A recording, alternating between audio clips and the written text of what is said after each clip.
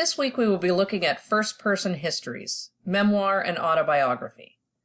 What is the difference between the two, and what should you be looking for when you review them for historical accuracy?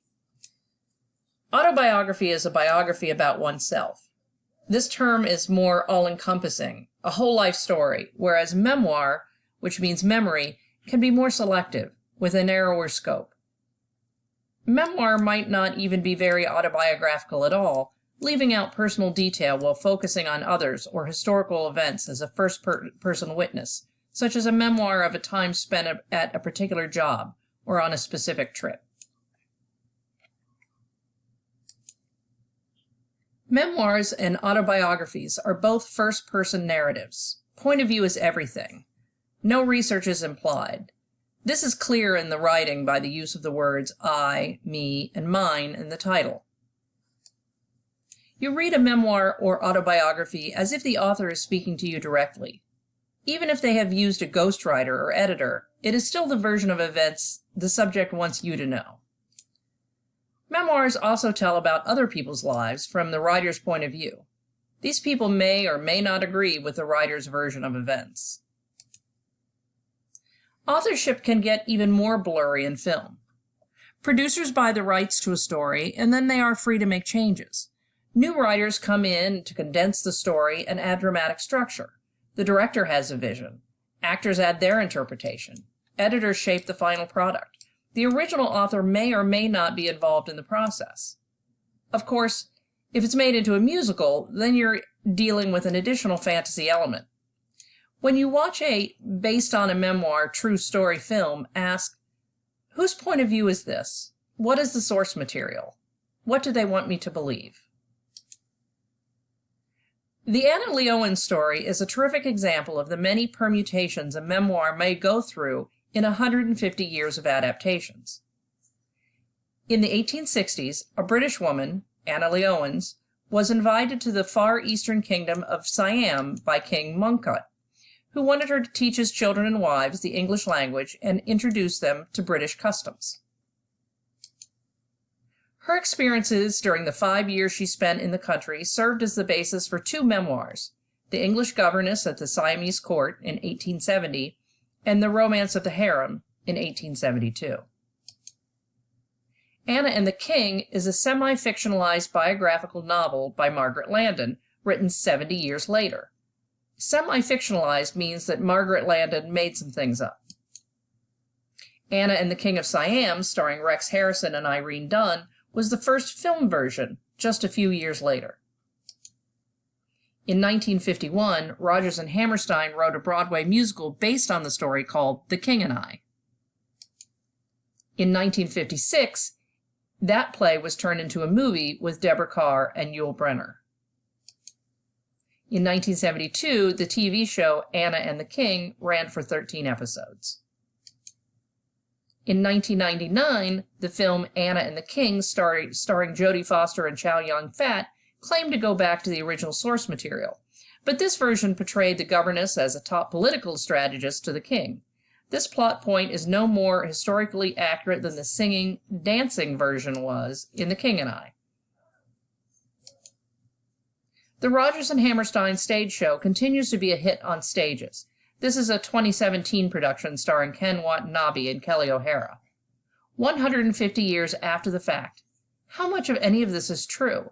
How much of this even represents Anna Lee Owens' version? How much of Lee Owens' memoirs were true? Even at the time, they were criticized for inflating her own importance in the royal household.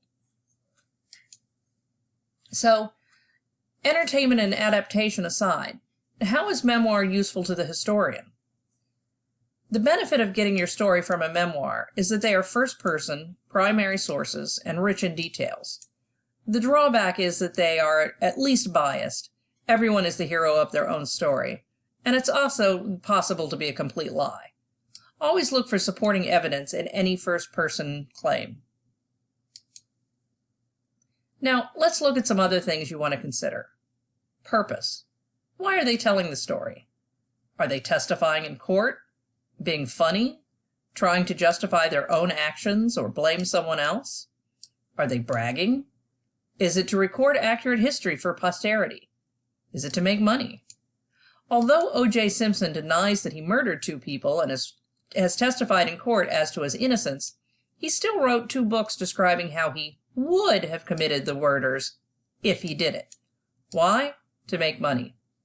But since it's illegal to profit from murder, the victim's family successfully sued to collect all the revenue from Simpson's memoir, If I Did It. They also added an additional "He Did It" section written by the Goldman family at the end of the book. Of course, since O.J. still says he didn't do it, he would classify this book as fiction, not memoir. Have you ever heard 2 different people's versions of the same story and wondered who to believe? My husband and I frequently tell our shared stories differently. We're both telling them from our point of view. People who know us usually get our jokes and know our criticisms of each other are meant to be good-natured or even comical. But what if we got divorced and hated each other? What if you didn't know us? How would you interpret our stories? How would you know who was telling the truth?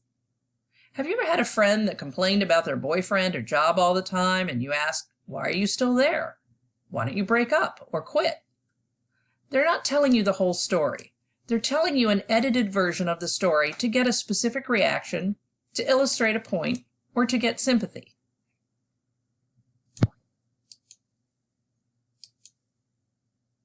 Why do different people tell different versions of the same story, and adding, changing, or leaving out details? Could be just to make conversation, or to entertain, to avoid getting too personal, for simplicity, to make a specific point, or to avoid hurting someone else's feelings.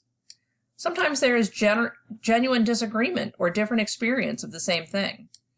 To a friend or audience, these details don't usually make much difference, but to a historian or a jury, these details might make a big difference. James Carville and Mary Madeline were political strategists who started dating right before the 1992 presidential election, in which incumbent George Bush was running against Bill Clinton. They suspended their relationship when they became top advisors for the rival candidates, she for Republican Bush, he for Democrat Clinton. After the election, they married, had children, wrote a terrific book in which they tell parallel versions of what was going on in both campaigns, often describing the same events from opposite points of view. They've been married for 26 years now. Sometimes memoirs are just plain lies.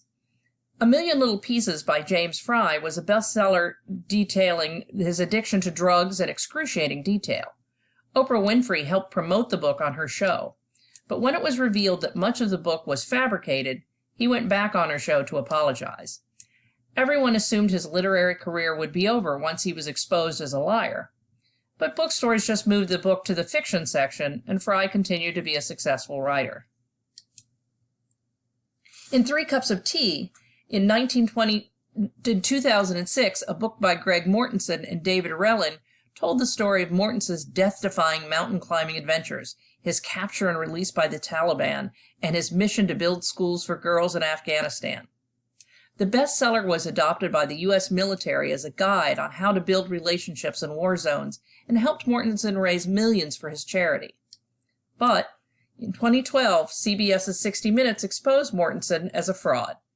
Much of his heroic story was fictional, and the $6 million of funds raised for school building was spent on his lavish lifestyle. His co-author, Relin, later committed suicide. Morton maintains his innocence. Chuck Barris was a tacky game show producer and host who later wrote a memoir claiming that he had been a CIA assassin all along and used his wacky TV persona as a cover. It may not be true, but it was still made into a great film starring Sam Rockwell and George Clooney. You should also consider motive. Why is the author telling this story? Mommy Dearest is a memoir written by the adopted daughter of the 1940s film star Joan Crawford. It was also made into a film starring Faye Dunaway. Both turned the public image of a beloved superstar into that of a comically evil abuser. Is it true? Could Joan Crawford really have been that bad? Or was the daughter trying to profit by exaggeration? Was she trying to get revenge for years of abuse? Is it fair to publicly accuse the dead when they cannot offer their own version? These are questions for the historian. The author of Lone Survivor was literally the lone survivor of a U.S. military action in Afghanistan. He wrote his story to honor his fallen comrades. In The Fog of War, motivation is twofold. In what is essentially a film-length interview, Robert McNamara, U.S. Secretary of Defense under Kennedy and Johnson, who is considered the architect of the Vietnam War, gives his version of events, providing justifications for his actions and attempting to shift blame for the disaster onto unforeseeable factors. Meanwhile, filmmaker Errol Morris undercuts McNamara's testimony with contrasting visual evidence, laying the blame at the narrator's feet, leaving the viewer to decide whose point of view is more credible. When choosing a memoir for this assignment, don't forget to consider graphic novels. The graphic novel can be a terrific medium for memoir. Combining text and artwork allows the author to explore the emotional and psychological aspects of their story in powerfully expressive ways. Persepolis uses strong black and white graphics to underscore the rigid confines of the author's childhood in the Islamic theocracy of Iran in the 1970s, and later the difficulty of integrating into Western society as a Muslim woman. In Mouse, the mice illustrations are allegorical, but the story is not. This is widely considered to be the first and possibly most important graphic novel, and one of the most important literary works about the Holocaust. Written by a son based on his father's experience in Nazi Germany, it is considered a memoir rather than a biography because of the intimate first-person point of view. There are many other memoirs available in graphic novel form that you might want to take a look at. When reviewing memoir and autobiography for accuracy, look for point of view, motive, changes made to the original in later versions, supporting evidence, and corroborating witnesses. Is it a true story? You be the judge.